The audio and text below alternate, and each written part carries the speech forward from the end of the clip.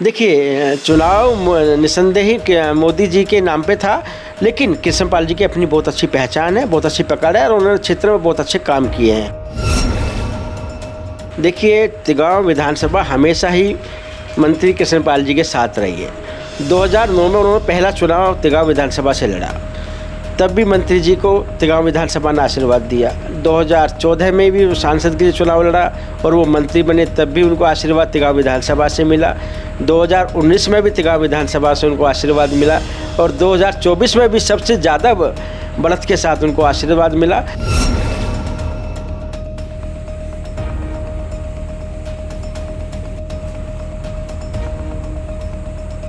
Instafeed का digital platform देख रहे हैं आप, और जैसा कि आप सभी को पता है कि अब जो है फरीदाबाद लोकसभा क्षेत्र से बीजेपी जीत चुकी है, यानी कि कृष्णपाल गुर्जर जीत चुके हैं और काफ़ी ज़्यादा अंतराल से जीते हैं। 1,70,000 के आसपास वोटों से जो है वो जीते हैं। और ऐसे में सबसे ज़्यादा चढ़त अगर उनको कहीं से मिली है तो वो है तिगांव विधानसभा क्षेत्र से। तो ऐसे में तिगांव विधानसभा क्षेत्र के मंडल अध्यक्ष गिरिराज त्यागी मेरे साथ हैं, एक बार बातचीत करते हैं। त्यागी जी, बहुत बहुत स्वागत है आपका। बहुत बहुत धन्यवाद आपका।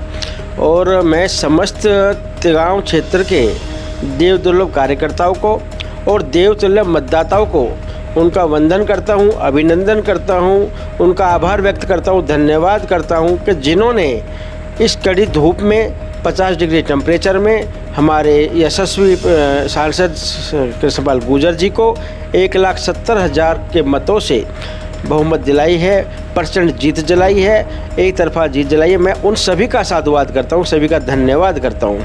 नहीं, जिस तरीके से तिगांव विधानसभा क्षेत्र से जीत मिली है, देखिए अगर कहें तो कहा भी जा रहा था कि 84 पाल की सरदारी का समर्थन जो है वो कहीं ना कहीं महेंद्र प्रताप की ओर चला गया है, लेकिन इसके बाद भी डबल के आंकड़ों से, क्योंकि अगर महेंद्र प्रताप के वोट देखें तो 60,000 के आसपास है और 1,20,000 के आसपास जो है कृष्णपाल गुर्जर के वोट तिगांव विधानसभा क्षेत्र से बनते हैं। तो ऐसे में दोगुना आंकड़ा कैसे रहा?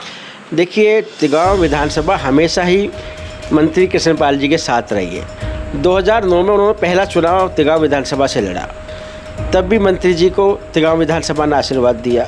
2014 में भी सांसद के लिए चुनाव लड़ा और वो मंत्री बने, तब भी उनको आशीर्वाद तिगांव विधानसभा से मिला। 2019 में भी तिगांव विधानसभा से उनको आशीर्वाद मिला और 2024 में भी सबसे ज़्यादा बढ़त के साथ उनको आशीर्वाद मिला और रहा महेंद्र प्रताप जी का। देखिए, वो कांग्रेस सरकार में मंत्री रहे, लेकिन मैं नहीं जानता हूँ कि तिगांव क्षेत्र का कोई भी ग्रामीण उनको जानता हो या किसी ग्रामीण क्षेत्र में वो कभी आए हो। उनके मंत्रालय रहने के बावजूद भी 7 विभाग उनके पास थे। ग्रामीण सड़कें, ग्रामीण बिजली पानी, बिजली तो आती कम थी, जाती ज़्यादा थी। तो जब वो सब लोगों ने देख लिया कि वो मंत्री रहने के बावजूद भी अपने क्षेत्र का विकास नहीं कर सके, गांवों का विकास नहीं कर सके, तो उनकी आशा अपेक्षा पे कोई विश्वास नहीं कर सकता, ना ही उनकी कोई नीति थी, ना ही नीयत थी।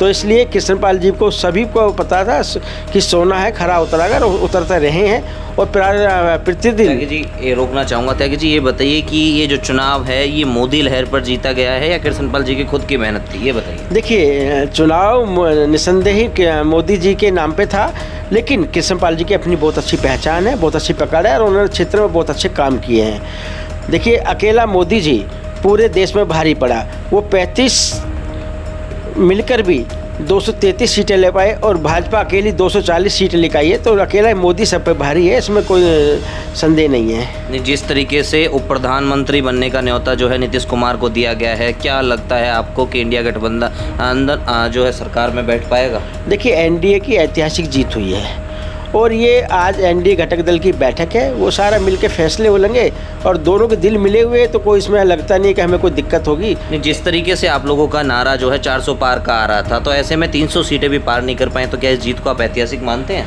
नहीं, बिल्कुल हम ऐतिहासिक मानते हैं। देखिए, एक तरफ एक अभिमन्यु को घेरने के लिए 35 दल इकट्ठे हो गए। आप समझिए कि 35 दलों को 232 सीटें मिली हैं और अकेले एक अभिमन्यु को 240 सीटें मिली है, तो निस्संदेह जीत है, ऐतिहासिक जीत है। नहीं, अगर हम फरीदाबाद की बात करें तो फरीदाबाद की 3 विधानसभाओं से जिसकी वजह से कृष्णपाल गुर्जर जीते हैं, जहां बल्लभगढ़ की बात करें, तिगांव की बात करो, एनआईटी उनकी खुद की विधानसभा की बात करें, उनके जस्ट बगल वाली विधानसभा है महेंद्र प्रताप के। तो ऐसा क्या था कि इन 3 विधानसभाओं ने इतना कड़ा मुकाबला था, इतनी ज़्यादा जोरदार लीड जो है कृष्णपाल गुर्जर को दी, क्या वजह थी? देखिए, सभी को भाजपा की नीति और नीयत पर भरोसा है, कृष्णपाल जी पर सभी को अटूट भरोसा है और यही कारण रहा कि भाजपा के साथ साथ कृष्णपाल जी पे सभी विधानसभाओं ने अपना विश्वास जताया और उनका भरसक साथ दिया। तो अब ऐसे में आगे की रणनीतियां आप क्या मानते हैं? जिस तरीके से अगर हरियाणा की बात करें तो 10 में से 5 सीटें जो है कांग्रेस की झोली में गई और 5 जो है बीजेपी पर है। यानी कि अगर हम विधानसभाओं के हिसाब से देखें कि किस विधानसभा से किस पार्टी को ज़्यादा बहुमत मिला, तो ऐसे में 90 में से 56 विधानसभाओं में कांग्रेस की जीत इस समय हुई है। क्या लगता है विधानसभा चुनावों में क्या रहेगा? देखो, निसंदेही विधानसभा चुनाव हम जीतेंगे और नायब सिंह सैनी जी के नेतृत्व में फिर हम उनको मुख्यमंत्री बनेंगे। बिल्कुल, हमें एक सोच के लिए एक समय मिला है और हमें इस पे एक हमारी मॉनिटरिंग होनी है, बैठकें होनी है। और तो ये बात फाइनल है कि अगला जो चेहरा रहेगा, जो विधानसभा का चुनाव रहेगा, तो इसमें मुख्यमंत्री जो है नायब सैनी रहेंगे। देखिए, ये भी पार्टी पार्लियामेंट्री बोर्ड का फैसला होता है। हमारे यहाँ पार्टी जो भी फैसला करती है मिलकर फैसला करती है।